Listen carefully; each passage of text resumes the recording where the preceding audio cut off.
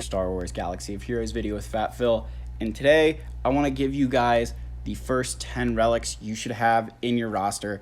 These will go hand in hand with the farming guide I just put out the other week. So these, are kind of those first 10 relics that we want to be working towards before we move into our Galactic Legend farm and before we really start progressing further and further. Before I go any further, if you haven't already, guys, smash that subscribe button, leave a like, leave a comment. It has been awesome watching this channel grow. I am, just so humbled by all the love and support I'm getting from you guys, and I really appreciate it. Let's continue to push this channel to the max. So let's kind of start with this list here. So just looking at these first 5 characters, these are all, I would say that this is definitely like my top 5, right? That if you only picked 5 from my farming guide initially, these are the 5 to pick. I will explain why briefly for each one. Before we do that, just a quick note, right? Relic 3 is the threshold we're going for. Not that you can't do more, but Relic 3 sets you up nicely where you're not using any resources, any ridiculous amount of resources. You're not overextending yourself, and you're not putting yourself in a situation where you're using harder to get relic materials on a character that isn't going to benefit you later on in a Galactic Legend farm. So we're going to use Relic 3 as the base here. As you progress further, maybe you need them for Challenge Pit Raid, you can move them to Relic 5, but in the meantime, Relic 3 is enough. So without any more, let's get in here. Darth Vader, obviously the most important character early on in the game. First Zeta, first Relic. I think most people who make farming guides will tell you that, regardless of what you're going for, Vader with that first Zeta and first Relic is just so important. He can solo teams in Grand Arena. He does really well in a lot of other game modes. So he just is kind of such a great overall character. He's got a really good ship too, so just really helps you in a lot of different ways. So getting him to Relic levels is so important. Next on this list is Commander Luke. So the reason we have Commander Luke here is, one, he is a Galactic Legend requirement down the road, but more so than anything, if you're not prepared to fight a Commander Luke Skywalker, he can surprise you, and at Relic levels, he can really carry teams. He's got so much utility, got a lot of different uses in the game that getting him to Relic levels really can take you to a level that you're not at right now. Similarly, Darth Revan is on this list, and I kind of have him in tandem here with Darth Malak, right? That Darth Revan and Darth Malak together are just phenomenal. They are so good. They are the linchpins of that Sith Empire team. If you could only pick 2 of them, right, those are the 2 to pick. Just really good. Darth Revan is going to be spreading fear everywhere. Darth Malak spreads fear. Darth Malak he's a great tank. So getting these guys to relics makes them more difficult to kill, increases damage output, and so they kind of will give you a team that if your opponent would go and rush a Galactic Legend, say like Kylo, they're really going to struggle to beat your, Darth Revan and Darth Malak on defense, on offense, right? They're not going to be able to beat them unless they bring their Galactic Legend based on the requirements they would have farmed. So it's kind of our offset that, yes, a Galactic Legend is better, but you only get one of them, right? And so then also in this top 5, right, we've got Jedi Knight Revan. He is a plug-and-play character for Jedi. He has his own team. You can put him under a Bastila lead in some cases. He fits amazingly under Jedi Knight Luke or under... Even though he doesn't have synergy with Jedi Knight Luke, he's still good in that team. That's how good Jedi Knight Revan is. And then under Jedi Master Luke, he's just as good. Really great character. I use him every day. I probably use him more than I use my Darth Revan. Jedi Knight Revan just has so much viability, so much potential that he is well worth the Relic investment. And you'll kind of notice when I back out here that, the first 2 characters here, Vader and Luke, are the only ones in that list who are required for a Galactic Legend. Now, Malak is, a better character than most, so Darth Revan and Jedi Knight Revan are both needed for him, but, we're focusing on putting relics on characters that will help you in the end game, and these are all characters that will help you in both the early and the end game. So then I call them the next 5, right? So your next 5, these are kind of these are great ones to have. Like if you don't have these first 5, I'll ask questions.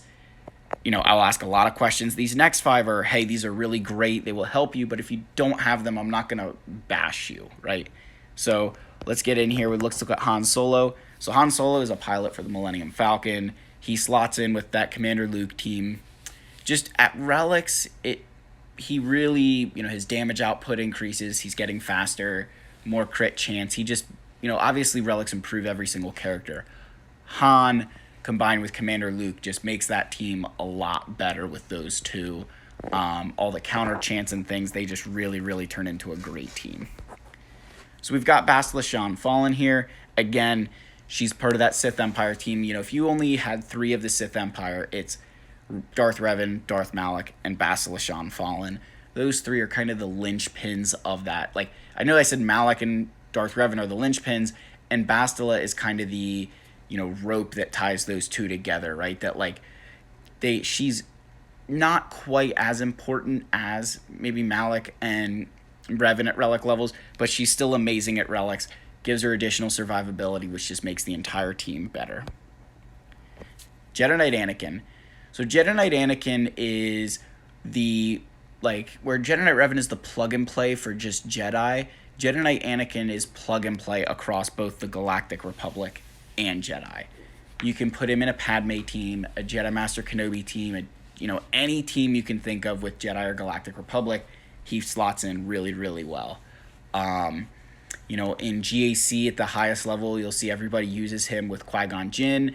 If you're a lower level player, investing in the Qui-Gon Jinn Omicron, regardless of his level, and then getting Jedi Knight Anakin to Relic levels, that's a great defensive team. That will trip people up if they don't know what they're doing. He's got a really great ship in his Starfighter as part of the Galactic Republic fleet, so the sooner he's Relics, the better that ship is, and the better that Galactic Republic fleet becomes. All right, Bosk is next. Bosk is here because his ship is probably the most important ship in the game. And I don't say that lightly. This ship unlocks so many different things. It's needed for both the Finalizer, the Executor, and the Raddus, right? Admiral Holdo's Resistance fleet as a required ship, right? But more so than that, he's the best tank in the game. That you put him in a Galactic Republic fleet, and he still is amazing. You put him in a Empire fleet, right? And he's still, he just fits in any fleet because of how good that ship is. And then on top of that, as a character, even when you're no longer using him as the lead, he's still a key member of any bounty hunter team. So just getting him to Relics early helps us progress so much faster through this game.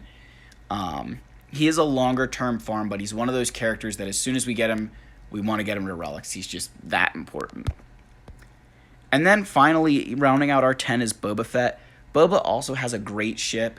He is needed for Executor, but the big thing with Boba is that he just pairs really well with Bosk.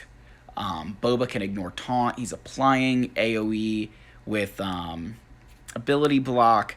He's got his execute ability. He just fits really nicely with Bosk, and obviously has a ship that's really, really good. And, in the early game, the Slave 1 is much more accessible, so getting him to Relics just makes your fleets better and can give you the edge over your opponents.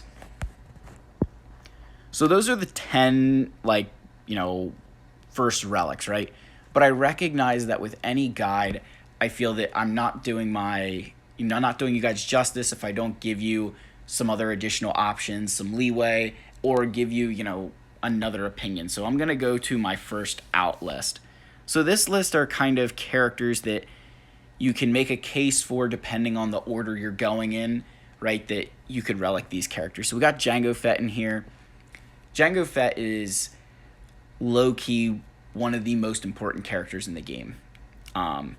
Not for Galactic Legend requirements or anything, because he's got 4 different tags, and they're all, unique, right? That he can fit in a Scoundrel team and actually works with Scoundrels, right? He's not like a Bosk where you're never using him with Scoundrels. Jango we can use with Scoundrels. But he's got the Bounty Hunter tag. He's got the Mandalorian tag, which is where he really ends up being used mostly, is with Maul Mandalorians. He's really, really good. Or as a Separatist, which is another great use for him. He just has so many ways to be utilized that getting him to Relics gives you so many different options and ways to pivot as you grow your roster. So we have Jolee and Bastila Shan. So I put these two together. These two kind of take the place that if you don't want to get Malik right away, you'd rather do something else, then I would probably Relic, Jolee, and Bastila. The reason they're not in that first 10 is because I think Malik and Bastila Shan Fallen are better relics than Jolee and Bastila, because in the end game, Jolee and Bastila don't have quite as many uses with Jedi as, comparative to like the Sith Empire team, where you're always using Bastila Shan Fallen in that Sith Empire team. You're always using Malik, right? So I kind of have Jolee and Bastila called out here that if you're not going to go the Sith Empire route, these are two Jedi that I would expect to see relic in your roster because they're just that good. All right, then on this first out list is Chewbacca. Now, this is a little controversial because Chewbacca is so important to the CLS team. The reason he's down here is because my gut assumption is you're going to have some relic bounty hunters before you get into the Chewbacca event. So he kind of would take that backseat that, maybe you get Chewbacca, but you're working on Kylo, so you don't want to relic him. So he's kind of on this list that, yes, he's a very viable option for that first 10, maybe 11th relic. Especially if you can get the Millennium Falcon, he's worth putting some relics on because that ship just turns the Rebel fleet into an animal. But otherwise, he's one that you can wait a little bit on if you're not ready to get him. And then rounding out the list is Padme. Padme's a great lead. Galactic Republic teams are so good inside of territory battles, territory wars. Even in GAC, if you don't yet have Qui-Gon Jinn, you don't want to give him the Omicron, you can put Jedi Knight Anakin with Padme, and you're going to get some holds. She's just a phenomenal character. She is a long-term Galactic Legend requirement, but more so than anything, it's that she allows you to have another place for Jedi Knight Anakin, and we're going to need her for General Skywalker, so getting her to relics early on just, again, helps us through that process. So that's my list of relics, your top 5, next 5, and then the first out. So hopefully this gives you guys some guidance on where to spend your relic materials. Again, guys, just reiterating, don't go beyond Relic 3 in the beginning. Wait until you need higher relics than that to start spending those resources, because in the beginning of the game, you will find that those resources are at a premium, that you're not going to have them in excess until you get later on down the road. Anyway, guys, that's the end of the video. If you're still watching right now, go ahead and comment that Relic 3 is okay, and I will see you in the next video. Thanks for watching. Cheers.